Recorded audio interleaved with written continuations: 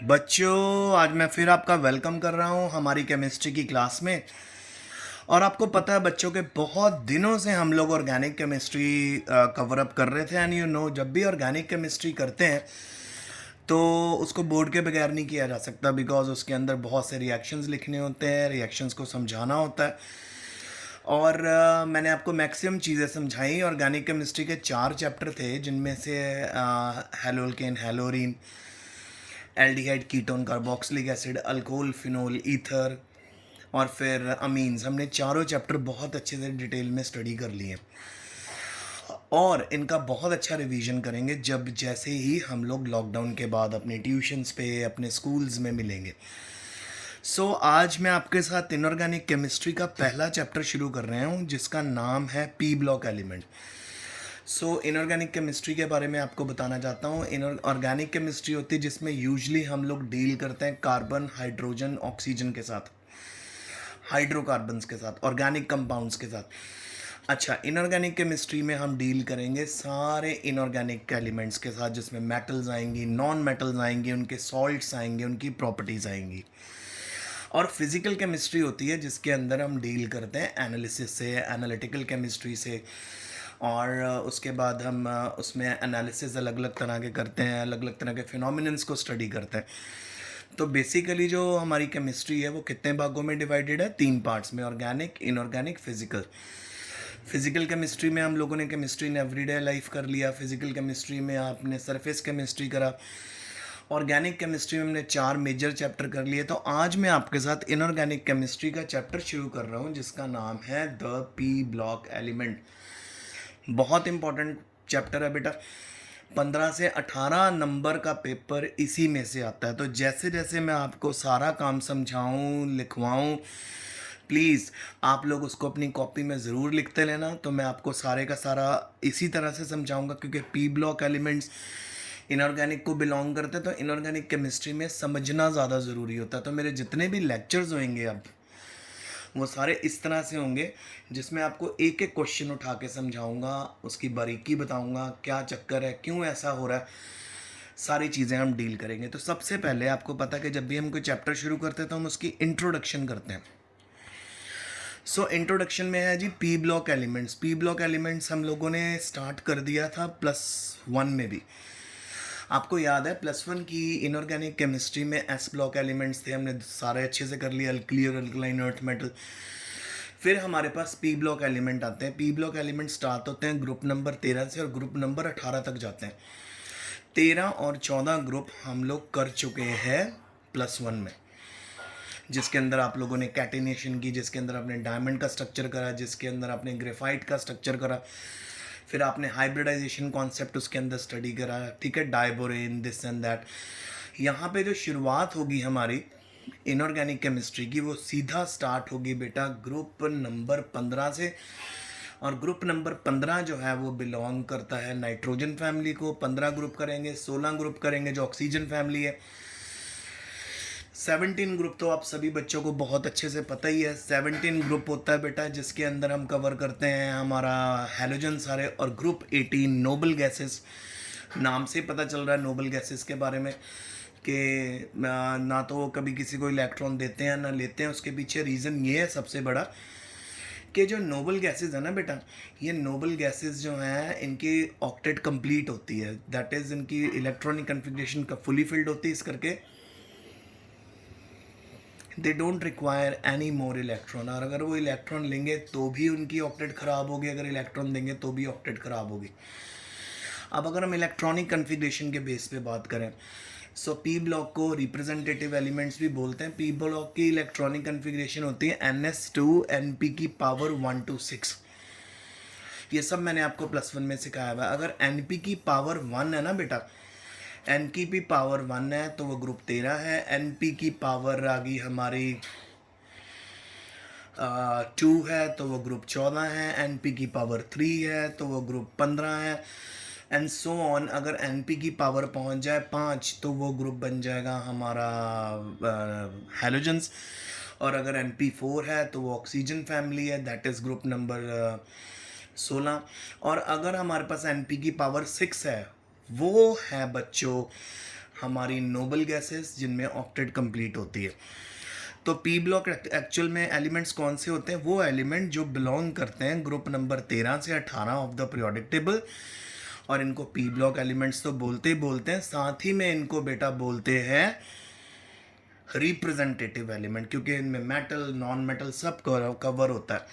अब अगर हम जनरल इलेक्ट्रॉनिक कन्फिग्रेशन की बात करें, मैंने ऑलरेडी बता दिया NS2 Np की पावर 1 to 6, और जहाँ पे x वेरी करता है 1 to 6 और n होता है जी 2 to 6। Okay, principal quantum number, azimuthal quantum number भी आपको बताया हुआ है। अब हम बात करते हैं छोटी छोटी चीज़ें जो इसमें आने वाली हैं। एक तो इनर्ट पेयर इफेक्ट, ये भी मैंने आपको +1 में करवा दिया था। आज हम इंट्रोडक्शन कर रहे हैं। पहला पी ब्लॉक कर लिया हमने, जनरल इलेक्ट्रॉनिक कर लिया। अब थर्ड पे जा रहे हैं हम लोग, कैटिनेशन। कैटिनेशन क्या चीज़ है बेटा? कैटिनेशन वो प्रॉपर्टी है, formation of bond with their own atom is known as catenation. Catenation एक सेल्फ लिंकिंग प्रॉपर्टी होती है एलिमेंट की, और सबसे ज़्यादा कैटिनेशन जो शो करता है ना बच्चों, सबसे ज़्यादा कैटिनेशन शो करता है वो है हमारा कार्बन। कार्बन के बाद आता है सल्फर, सल्फर के बाद और एलिमेंट आते हैं। कार्बन तो हज़ारों लाखों करोड़ों अपने जैसे एटम के साथ मिलके बना सकता है, इसलिए तो कार्बन का कंटेंट हमारी धरती पे सबसे ज़्यादा है। So what is catenation? It is the self linking property of an element. Okay, फिर आ गया इनर्ट पेयर इफेक्ट। जब आप टॉप टू बॉटम आते हो, मैंने आपको बड़े अच्छे से समझाया हुआ है, जब हम टॉप टू बॉटम आते हैं नंबर ऑफ शेल्स इतनी बढ़ जाती हैं कि अंदर वाला जो s ऑर्बिटल होता है वो फुली फिल्ड, वो पूरी तरह ब्लॉक हो जाता है, शील्ड आउट हो जाता है। जब अंदर वाला s ऑर्बिटल पूरी तरह शील्ड आउट हो गया, पूरी तरह बेटा ब्लॉक हो गया, तो क्या होगा? तो होगा ये कि वो अपने इलेक्ट्रॉन्स को पार्टिसिपेट नहीं करवा पाएगा बॉन्ड फॉर्मेशन में। जब वो उनको पार्टिसिपेट नहीं करवा पाएगा तो जो ऑक्सीडेशन, हायर ऑक्सीडेशन स्टेट्स हैं वो डाउन द ग्रुप अनस्टेबल हो जाएंगी। For example down the group जब आप जाओगे, हायर ऑक्सीडेशन स्टेट आती है +4 पर, ज़्यादा स्टेबल कौन सी हो जाएगी? +2। क्यों? क्योंकि इनर्ट पेयर इफेक्ट होने के कारण अंदर वाले 2 इलेक्ट्रॉन पार्टिसिपेट नहीं कर पाएंगे। तो जहाँ पे 4 इलेक्ट्रॉन है, जैसे फॉर एग्जांपल इलेक्ट्रॉनिक कन्फिग्रेशन है NS2 Np2, 4 electron bond formation में पार्टिसिपेट कर सकते हैं। 2 इलेक्ट्रॉन आ सकते हैं फ्रॉम s ऑर्बिटल, 2 इलेक्ट्रॉन आ सकते हैं फ्रॉम p ऑर्बिटल। पर डाउन द ग्रुप अगर आप किसी लोअर मोस्ट एलिमेंट को देखोगे तो वहाँ पे जो अंदर वाले जो 2 s इलेक्ट्रॉन है वो पार्टिसिपेट नहीं कर पाएंगे। तो जो +4 ऑक्सीडेशन स्टेट है वो लेस स्टेबल हो जाएगी, +2 ऑक्सीडेशन स्टेट मोर स्टेबल हो जाएगी, क्योंकि वो ज़्यादा से ज़्यादा बाहर के 2 p इलेक्ट्रॉन्स को पार्टिसिपेट करवा सकते हैं, और नीचे वाले अंदर वाले जो 2 s और इलेक्ट्रॉन है वो पार्टिसिपेट नहीं कर पाएंगे। जिसके कारण क्या हो जाएगा? Lower oxidation states more stable हो जाएंगे। अब ज़रा देखें इनर्ट पेयर इफेक्ट क्या है, फिर से आपको बता रहा हूँ। इनर्ट पेयर इफेक्ट होता है जिसके अंदर वाला जो s ऑर्बिटल है वो बुरी तरह ब्लॉक हो जाता है, शील्ड हो जाता है, जिसके कारण क्लोज इट, जिसके कारण वो अंदर वाला s ऑर्बिटल पार्टिसिपेट नहीं कर पाता। Definition: the tendency of NS2 electron pair of an element to take part in bond formation decreases with an increase in atomic number. This trend or reluctance is called inert pair effect. Thus, with an increase in atomic number, the higher oxidation state become less stable. यही मैंने आपको बोला with respect to the lower oxidation state within the same group. सो जब आप top to bottom आओगे, अगर कोई family अपनी इलेक्ट्रॉनिक कन्फिग्रेशन शो कर रही है 6, तो नीचे आते आते आप पहुंच जाओगे 4 पे। बेटा हर एक जो ग्रुप है ना उसकी एक पर्टिकुलर ऑक्सीडेशन स्टेट होती है। जैसे हम बात करें कार्बन फैमिली की, कार्बन फैमिली अपने p ऑर्बिटल तो पास, और अगर हम कार्बन फैमिली को देखें वो है NS2 Np2, NS2 Np2, तो मतलब वो अपने 4 इलेक्ट्रॉन पार्टिसिपेट कर सकता है।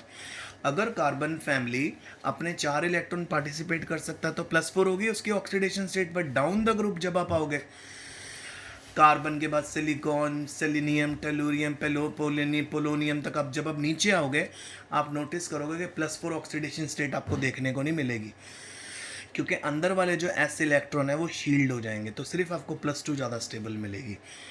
तो ये है inert pair effect. Down the group जब हम जाएंगे तो higher oxidation state become less stable and lower oxidation state become more stable. Why? Because the s orbital is strongly shielded by the number of shells and it will never participate in bond formation. फिर बच्चों आपके पास है Haber process, जो आप यहाँ पे मेरे पास जब आप नाइट्रोजन फैमिली करोगे उसमें करोगे। हैबर प्रोसेस आपने 10th और 9th में भी किया, 10th में भी किया। हैबर प्रोसेस होता है production of ammonia. Ammonia gas कैसे बनती है? अमोनिया गैस की फॉर्मेशन के लिए नाइट्रोजन गैस और हाइड्रोजन गैस आपस में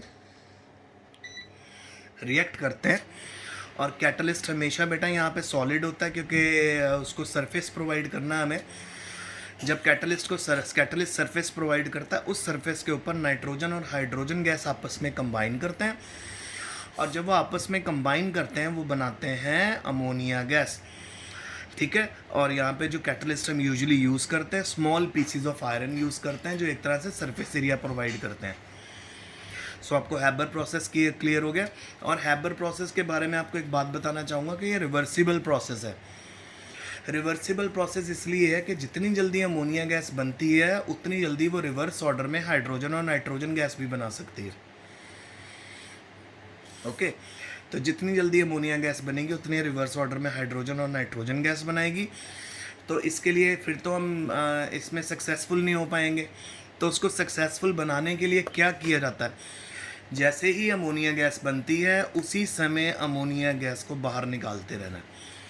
तो जो ये हमारा रिवर्सिबल रिएक्शन है ये यूनिडायरेक्शनल हो जाता है। यूनिडायरेक्शनल होने से क्या होता है? सिंगल डायरेक्शन में जाने से क्या होता है? सिंगल डायरेक्शन जाने में ये होता है कि हम अपना प्रोडक्ट आसानी से ऑब्टेन करते रहते हैं और हमें हैबर प्रोसेस के थ्रू अमोनिया मिलती रहती है। पूरा प्रोसेस, पूरा डायग्राम आपके सिलेबस में है, with the passage of time में आपको समझाऊंगा। फिर आगे उठ के आइए इंट्रोडक्शन, वो है हमारी लाफिंग गैस क्या होती है। लाफिंग गैस का फार्मूला होता है बेटा नाइट्रस ऑक्साइड N2O। बेटा इसको जैसे जब भी हम लोग इसको कंज्यूम करते हैं, इनहेल करते हैं, एकदम से हमारी जो इस तरह से हमारा सेंसरी सिस्टम वर्क करता है, नर्वस सिस्टम वर्क करता है कि हमें एक्सट्रीम लाफ आउट होना शुरू हो जाता है, हम लोग हंसना शुरू हो जाते हैं। तो एक्चुअल में लाफिंग गैस को यूजुअली फेंका जाता है मॉब्स को कंट्रोल करने के लिए। फिर आगे आ गया जी टेलिंग ऑफ मरकरी। क्या चीज़ है? मर्क्यूरस ऑक्साइड को जब हम डिज़ोल्व कर देते हैं मरकरी में तो मर्क्यूरस ऑक्साइड अपना मेनिस्कस खो देती है और फाइनली वो स्टिक करने लग जाती है ग्लास के ऊपर। इसको बोलते हैं टेलिंग ऑफ मरकरी। मैं आपको बताता हूँ क्या है।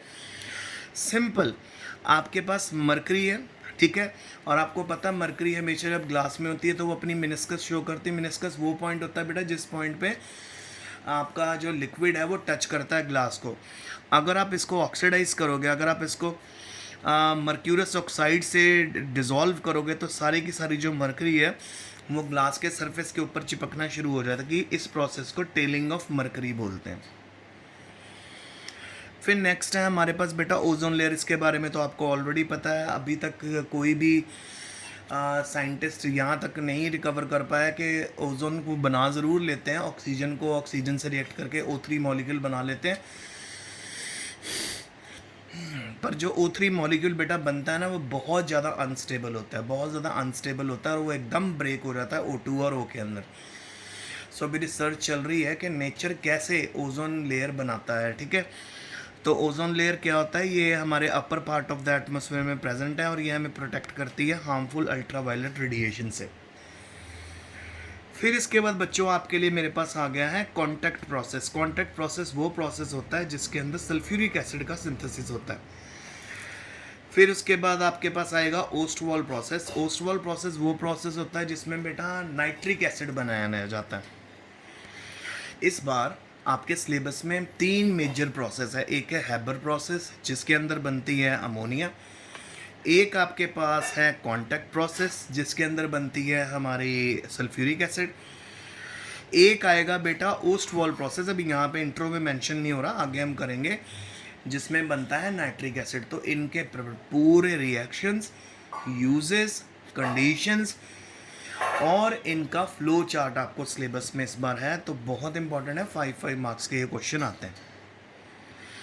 फिर आ गया जी प्री हेलेट्स। क्या चीज़ है? प्री हेलेट्स होता है, प्री हेलेट्स होता है जिसमें salts of per halic acids are called per halates. और डेकॉन्स प्रोसेस क्या होता है? ये वो प्रोसेस है जिसमें हाइड्रोजन क्लोराइड गैस को ऑक्सीडाइज किया जाता है एटमॉस्फेरिक ऑक्सीजन में in the presence of copper chloride catalyst, और आपको क्या ऑब्टेन होता है? क्लोरीन गैस ऑब्टेन होती है। क्लोरीन गैस का बहुत यूज़ है जी इंडस्ट्री में। फिर आगे फ्रियॉन्स क्या होता है? CCl2F2 डाईफ्लोरोमीथेन को फ्रियॉन बोलते हैं। कार्बन की वैलेंसी 4 और कार्बन के अराउंड कितने बॉन्ड होंगे? 4 बॉन्ड होंगे। उन 4 बॉन्ड में 2 बॉन्ड पे लगा दो फ्लोरीन और 2 बॉन्ड पे लगा दो क्लोरीन, आपके फ्रियॉन बन गए। ये एक तरह से रेफ्रिजरेंट का काम करते हैं और ये AC में यूज़ होते हैं, और इसको हम यूज़ करते हैं अपने रेफ्रिजरेटर में। बट बेटा ये एक तरह से क्लोरोफ्लोरोकार्बन है ना, तो एक तरह से ये ओजोन लेयर के लिए डेंजर जोन में है, डेंजरस है, तो इस करके इनका भी यूज़ मिनिमम हो गया है। फिर नेक्स्ट इंट्रोडक्शन आती है बच्चों, मेटलॉइड्स क्या होते हैं? The elements which have property of both metal and non metal. वो एलिमेंट जिनके पास प्रॉपर्टी है मेटल और नॉन मेटल की। मेटलॉइड्स क्या है? Elements which have the property of both metal and non metal. जिनके पास पूरी मेटल और नॉन मेटल की प्रॉपर्टी होती है उनको हम बोलते हैं metalloids. Okay, is it clear with you? So आप कह सकते हो इसको, ये आपको मिलेंगे अगर जैसे हम शुरू करेंगे ग्रुप नंबर 13 से जाना शुरू करेंगे 16 की तरफ, तो सबसे पहले 13 में आपको मेटल मिलने वाले हैं। जैसे जैसे आप आगे बढ़ोगे ना बेटा ग्रुप्स में, आपके नॉन मेटल का नंबर बढ़ना शुरू हो जाएगा। तो जब आप डायगनली एलिमेंट्स को स्टडी करोगे, ऐसे एलिमेंट आपको रास्ते में देखने को मिलेंगे। ये वो एलिमेंट है जिनके पास मेटल की प्रॉपर्टीज़ भी है और नॉन मेटल की प्रॉपर्टीज़ भी है, इसलिए इनको मेटलॉइड्स बोलते हैं। अच्छा, फिर उसके बाद इनको सेमी मेटल भी बोलते हैं, और इनके एग्जांपल है आर्सेनिक हो गया, एंटीमनी हो गया, आर्सेनिक हो गया, एंटीमनी हो गया, बिस्मथ हो गया, ये सारे के सारे बेटा इसके अंदर आते हैं। फिर हम पहुंच गए जी inter halogen compound. Inter halogen compound नाम से ही पता लग रहा है, वो है वो कंपाउंड जिसके अंदर एक से ज़्यादा हैलोजन होते हैं। वो कंपाउंड जिसके अंदर एक से ज़्यादा हैलोजन होते हैं, डिफरेंट हैलोजन्स होते हैं, वो मिलके बनाते हैं inter halogen compound. And always remember, जो इंटर हैलोजन कंपाउंड होंगे बेटा वो हमेशा मोर रिएक्टिव होंगे हैलोजन से। रीज़न, क्योंकि बेटा हैलोजन में तो एक ही एलिमेंट होगा, सेम सिंगल एलिमेंट होगा, पर इंटर हैलोजन में हमेशा डिफरेंट होंगे। देखो जी BrCl, ये भी इंटर हैलोजन कंपाउंड है। कितने इंटर हैलोजन हो गए? कितने हैलोजन हो गए? 2। ICl में भी 2 हैलोजन हो गए, IBr में भी 2, IF5 में कितने हैलोजन हो गए? टोटल 6। IF7 में कितने हैलोजन हो गए? टोटल 8। देखो हैलोजन का नंबर बढ़ता जा रहा है। इसीलिए inter halogen compounds are generally more reactive than halogen, they are strong oxidising agent. ठीक है, स्ट्रॉन्ग ऑक्सीडाइजिंग एजेंट का मतलब एकदम इलेक्ट्रॉन ये एब्जॉर्ब करने की पावर रखते हैं। फिर है बेटा प्रोटोनिक एसिड्स क्या होते हैं? The compounds which form solvated hydrogen ion in polar solvent are known as protonic acid. Simple, कोई भी एसिड जब सोल्यूशन के अंदर प्रोटॉन रिलीज कर दे उस एसिड को बोलते हैं प्रोटोनिक एसिड। कोई भी एसिड जब सोल्यूशन के अंदर प्रोटॉन रिलीज कर दे उसको बोलते हैं प्रोटोनिक एसिड। प्रोटोनिक एसिड की एग्जांपल देख लो बच्चों, HCl हाइड्रोजन क्लोराइड हो गया, HBr, ठीक है, HI। अब पहले हम इन तीनों की बात करते हैं, HCl की बात करते हैं, HBr और HI की बात करते हैं। अगर इन तीनों को आप वाटर में डिज़ोल्व करोगे ना, सब अपना अपना प्रोटॉन रिलीज़ कर देंगे। आगे एसिटिक एसिड है, ये भी अपना प्रोटॉन रिलीज़ करके एसिडेट आयन बनाएगा। H3PO4 है, ये भी प्रोटॉन रिलीज़ करेगा। ठीक है, H2CO3 है, ये भी प्रोटॉन। तो जितने भी यहाँ पे एसिड की एग्जांपल आपको दी हुई है ये प्रोटॉन रिलीज़ करते हैं, इस करके इनको प्रोटोनिक एसिड बोलते हैं। तो बच्चों ये मेरी आज की इंट्रोडक्शन है आपके साथ जो मैंने डिस्कस की। ये हमारा चैप्टर है 7th चैप्टर है केमिस्ट्री का, और ये है P ब्लॉक एलिमेंट्स। इसको हम ऐसे ही आगे कैरी ऑन करेंगे। जहाँ जहाँ पे आपको समझाने की ज़रूरत होगी मैं आपको समझाऊंगा भी, डायग्राम भी बनाता जाऊंगा साथ में, तो इस मेथड के थ्रू हमने इसको करना है। इसमें बहुत क्वेश्चन है, नियर अबाउट इसमें 300 या 250 क्वेश्चन है। सो रोज़ हम 10 5 क्वेश्चंस करेंगे, तो आप उनको कॉपी में भी लिखते रहना, मैं आपको पिक्स भी भेजूंगा। तो एक बार फिर रिपीट कर लेते हैं। आज मैंने आपको इंट्रोडक्शन कराई है, ज़रा इंट्रोडक्शन के बारे में देख लें। सबसे पहले पी ब्लॉक एलिमेंट्स बताया आपको, ग्रुप नंबर 13 से 18। फिर जनरल इलेक्ट्रॉनिक कन्फिग्रेशन बताई, NS2 NP की पावर 1 to 6। फिर आपको कैटेनेशन के बारे में बताया, self linking property, inert pair effect के बारे में बताया कि जो अंदर वाला s ऑर्बिटल है पार्टिसिपेट नहीं करता। और ये सबसे ज़्यादा आपको कहाँ देखने को मिलेगा, लोअर ब्लॉक्स में। फिर हैबर प्रोसेस करवाया जिसके अंदर अमोनिया बनती है। फिर लाफिंग गैस के बारे में बात की, टेलिंग ऑफ मरकरी के बारे में बात की, ओजोन लेयर के बारे में बात की। फिर आपको कांटेक्ट प्रोसेस के बारे में बताया कि वो प्रोसेस जिसमें हमने सल्फ्यूरिक एसिड बनाना है। हैबर प्रोसेस के बारे में बताया जिसमें हमने बनाया अमोनिया, और ओसवाल्ड प्रोसेस जिसमें हम बनाएंगे नाइट्रिक एसिड। फिर डेकन प्रोसेस के बारे में बात की जिसमें क्लोरीन गैस बनी। प्री हैलेट्स के बारे में, फ्रेऑन, मेटालॉइड्स के बारे में बात की। फिर मैंने आपसे इंटर हैलोजन कंपाउंड्स के बारे में बात करी। ये वो कंपाउंड है जो बनते हैं हैलोजन्स के थ्रू, जिसमें हैलोजन एक से ज़्यादा होते हैं और दे आर वेरी रिएक्टिव। फिर प्रोटॉनिक एसिड्स के बारे में लास्ट में मैंने आपके बात की। प्रोटॉनिक एसिड वो एसिड्स होते हैं जो प्रोटॉन रिलीज़ करते हैं। तो आज का लेक्चर बेटा यहीं तक है। जितनी इंट्रोडक्शन है एज इट इज़ अपनी कॉपी में लिखना और बड़ी बड़ी हेडिंग डाल लेना। इनऑर्गेनिक केमिस्ट्री, आज से इनऑर्गेनिक केमिस्ट्री स्टार्ट हो रही है। Best of luck, study well.